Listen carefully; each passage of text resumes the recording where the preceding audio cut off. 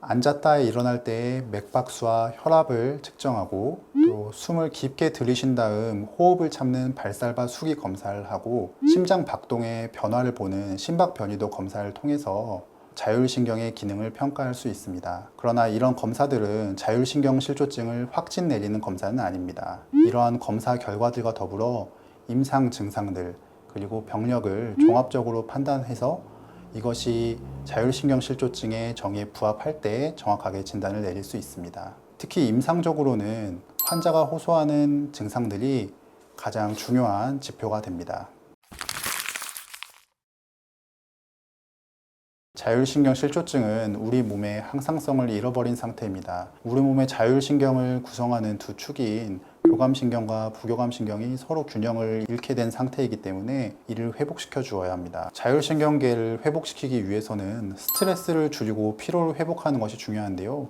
피로하다라고 하는 것은 한의학적으로 허증에 속한다고 할 수 있습니다.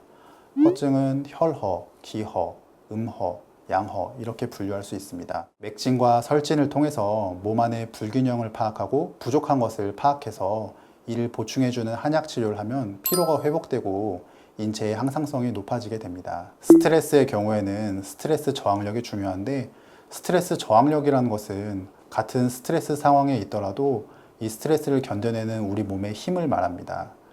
스트레스를 줄여주는 약재인 시오, 황련, 용골, 모려, 복령, 죽여, 지실과 같은 약재를 통해서 이러한 스트레스 저항력을 기를 수 있습니다. 이러한 한약 치료와 더불어서 자율신경계를 안정시켜주는 침치료를 병행하게 됩니다. 우리 몸의 자율신경은 등에 위치한 흉추에서 나오는 경우가 많은데요. 이 흉추 주변에 위치한 배수혈의 침치료를 하고 또 신체 말단에 위치한 소부, 내관, 신문, 삼음교 이러한 혈자리를 통해서 자율신경계를 안정시킬 수 있습니다. 담적병 중에서 잘 낫지 않는 환자분들을 보면 자율신경 실조증을 동반한 경우가 많이 있습니다. 마음이 불안하거나 우울한 경우, 가슴이 답답하거나 화가 쌓여 있는 경우, 이유 없이 가슴이 두근거리고 몸이 불안정한 경우가 여기에 해당합니다. 이 경우 담적병과 자율신경 실조증을 동시에 같이 치료해 주어야 합니다. 담적을 제거하고 위장관의 운동성을 회복시키는 처방에 자율신경 실조증의 유형별로 적절한 약재를 가감하여 사용하게 됩니다. 먼저 교감신경이 항진되어 있는 경우에는 용골, 모려, 대자석과 같은 중진안신하는 약재와 생지황, 백자인과 같은 보음제, 간의 울체를 풀어주는 시오, 향부자와 같은 약재를 사용하게 됩니다. 반면에 부교감신경이 항진되어 있는 경우에는 세로토닌의 분비를 촉진시켜주는 대추, 용안육과 같은 약재나 피로를 회복시키고 몸의 기운을 올려주는 황기, 인삼과 같은 약재, 마음을 편안하게 해주는 죽여, 지실, 원지와 같은 약재를 가감해서 사용하게 됩니다. 실제로 임상에서 자율신경 실조증 환자를 보게 되면 이 두 가지 경우가 서로 섞여 있는 경우가 대부분입니다. 자율신경의 조절이 안 되다 보니 교감신경의 우세한 경우와 부교감신경의 우세한 경우가 서로 번갈아가며 나타나는 경우인데요. 이러한 경우에는 진맥과 설진을 통해서 우리 몸의 자율신경이 어느 쪽에 조금 더 치우쳐져 있는지 파악하는 것이 중요하다고 하겠습니다. 젊은 남성분이 만성적인 소화불량을 호소하며 내원하셨는데요. 이분은 음식을 조금만 먹어도 명치 끝이 답답하고 막힌 것 같다고 하면서 오셨습니다.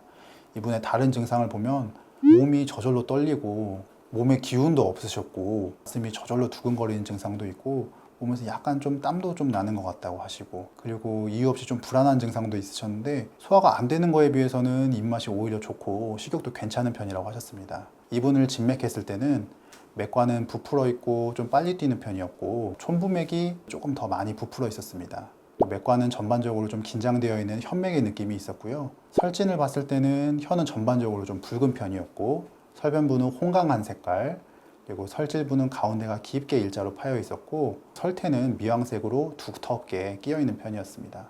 이런 분 같은 경우는 지금 호소하는 증상만 봤을 때는 부교감신경이 우세한 경우에 해당하는데 혈진이나 맥진을 통해서 봤을 때는 교감신경이 항진된 상태에 해당했습니다. 그래서 단순히 이 증상만 가지고 부교감신경 우세한 환자로 판단해서 치료를 하지 않고 혈진과 맥진까지 종합적으로 고려를 해서 치료를 했습니다. 처음에는 이분이 젊은 나이에도 불구하고 너무 소화불량을 호소하셔가지고 치료기간이 길어질까봐 좀 걱정을 했었는데 다행히 3개월 정도 치료하시고는 증상들이 많이 나아지셨습니다. 더 이상 식사 후에 명치에 걸리는 느낌도 없어지셨다고 하셨고요. 이유 없이 몸이 떨리고 불안하고 두근거리고 이런 증상들도 다 사라지셨다고 하셨습니다. 이후로는 종종 목 어깨 아프다고 침 치료 받으러 오시는데 소화 증상 물어보면은 지금은 두 공기씩도 거뜬하다고 말씀하십니다. 여기까지 자율신경 실조증에 대해서 알아봤습니다. 더 궁금하신 내용이 있으시면 유튜브 댓글이나 네이버 톡톡을 통해서 질문 달아주시면 저희가 성심성의껏 답변 달아드리겠습니다. 감사합니다.